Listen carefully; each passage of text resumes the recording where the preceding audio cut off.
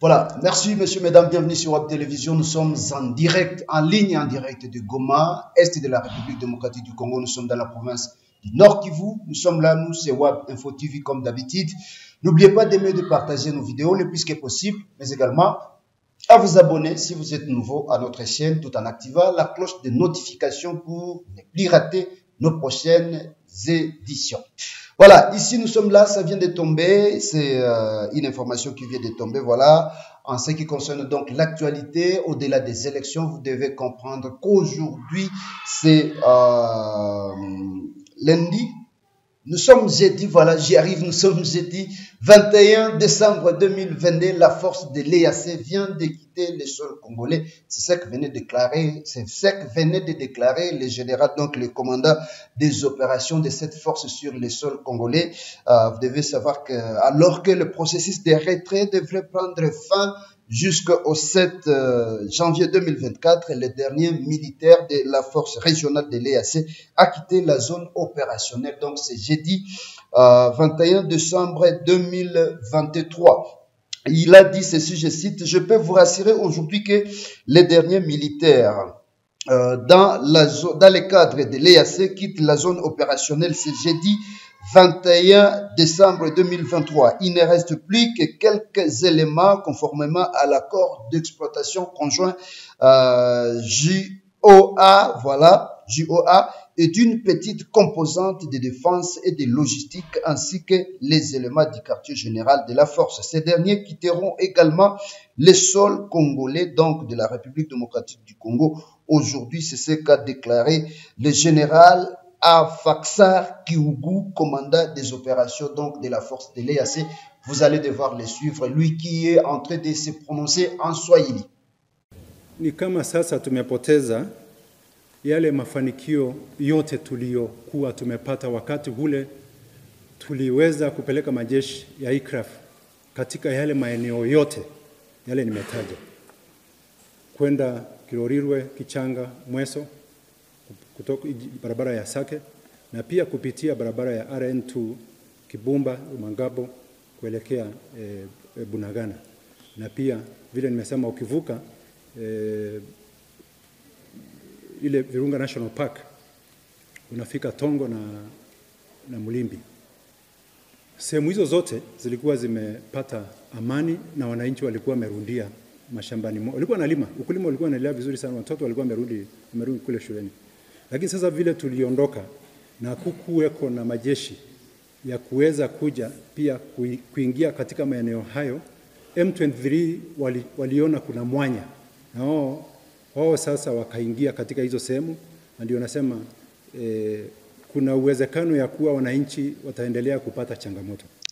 Et tout ce qui concerne donc cette force de l'EAC quitte les sols congolais sans avoir tiré même une moindre balle, sans avoir abattu même un serpent, ce qui est déplorable, alors que cette force, vous allez devoir vous rappeler qu'elle a été déployée sur le territoire congolais pour devoir appuyer les forces armées de la République démocratique du Congo dans la lutte contre les groupes armés, plus particulièrement les rebelles, les terroristes du M23 soutenus par les Rwandais. Fort malheureusement, il a été de constater que cette force est venue juste faire des tourismes sur le sol congolais. Cette force n'a pas pu arrêter. Vous allez devoir comprendre, vous rappeler aussi que les zones où se trouvaient, où cette force a été déployée, entre autres les territoires de Massissi, les territoires de Rutshuru et Nyiragongo, ce sont là les territoires où les zones conquises actuellement par les rebelles du M23, ce qui est déplorable. Voilà ce qui a été, ce qui a obligé au gouvernement de Kinshasa de pouvoir faire un virage vers la SADC, la force de la SADC,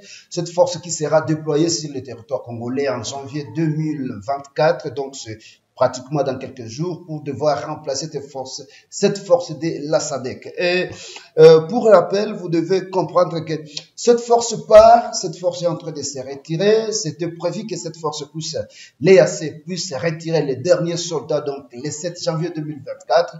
Alors, si l'EAC venait de se précipiter, nous sommes le 21 janvier, pour que les derniers éléments puissent quitter les sols congolais. Comprenez que c'est une pression populaire, mais également une pression de la part du gouvernement congolais. Il y a aussi ces désaccords, des escalades, cette désescalade qui est en train de s'observer sur le plan diplomatique entre Kinshasa et Nairobi. Nairobi qui constitue actuellement l'épicentre de la politique de déstabilisation de l'Est de la République démocratique du Congo, parce que vous allez devoir vous rappeler qu'il y a eu plusieurs accords qui ont été signés à Nairobi, entre autres l'accord entre Vital Kamerhe et l'actuel président Félix Tshisekedi a été signé à Nairobi. Les différents accords qui ont eu à réunir les M23 avec le gouvernement de Kinshasa, c'est toujours à Nairobi.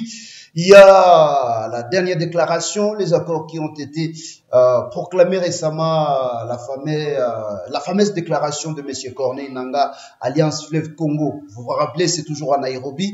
Alors tout cela, il y a dans l'opinion publique comme quoi des lamentations, soit des suggestions, des commentaires selon lesquels Nairobi serait derrière. Nairobi, en tout cas, il y a Anguille sous roche, il y a beaucoup de questionnements autour de tout ce qui se passe dans la capitale du Kenya.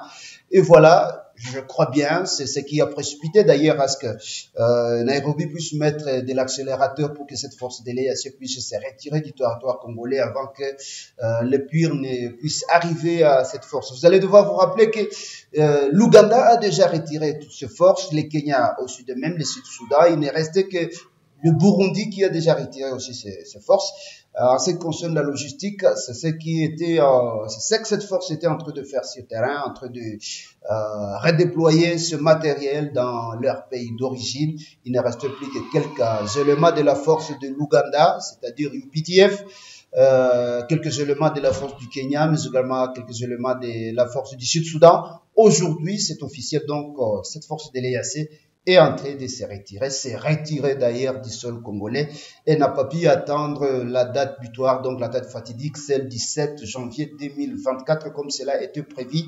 Et c'est là à la veille des élections, des craintes aussi de la population. Non, il n'y en a pas du tout, parce que nous avons pu interroger, questionner, interviewer quelques populations, quelques habitants de la ville de Goma, surtout des zones, conflits des zones sous occupation de rebelles du M23, comme quoi il n'y a pas à craindre. C'est ce qu'ont rassuré ces habitants, parce que les résistants, les jeunes résistants patriotes Ouazalendo sont là en train de surveiller, en train de veiller sur la sécurité, mais également les forces armées de la République démocratique du Congo. Elle vit aussi la détermination du chef de l'État. En tout cas, la population reste très sereine, mais également le déploiement de cette force de la SADC. La population reste très, très sereine. Elle reste très, très sécurisée. Il n'y a pas trop d'inquiétude dans ce qui concerne ces deux parts de la force de la SADC. D'ailleurs, un habitant a confirmé comme quoi, depuis que cette force était déployée sur le sol congolais, elle n'a pas pu faire conformément à sa mission comme cela était prévu. Donc voilà, ça tardait d'ailleurs de partir.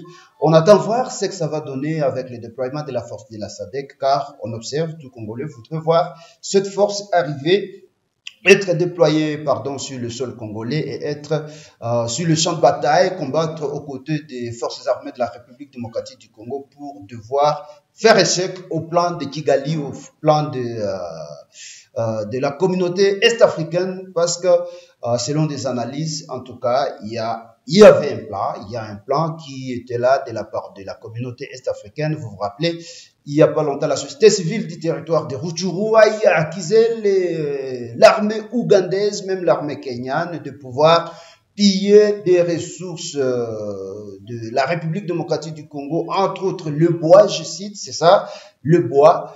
Voilà, donc cette force a été considérée comme des touristes, mais Dieu merci, Dieu aidant, elle est en train de se retirer. On attend voir ce que ça va donner. C'est ce qu'on pouvait recueillir de la part de la population congolaise que nous avons pu rencontrer. Voilà, nous sommes arrivés complètement à la fin de cette information. Mais si vous venez de nous prendre en cours de diffusion, n'oubliez pas de vous abonner à notre chaîne si vous êtes nouveau et à aimer et partager nos vidéos le plus que possible. L'information, la grande actualité de ce soir est que la force de l'EAC venait de quitter complètement les sols congolais. C'est dans un communiqué, non pas dans un communiqué, mais dans une déclaration vous allez devoir suivre, vous venez de suivre ça, pardon, vous venez de suivre ça sur Web Info Télévision. Merci et à la prochaine.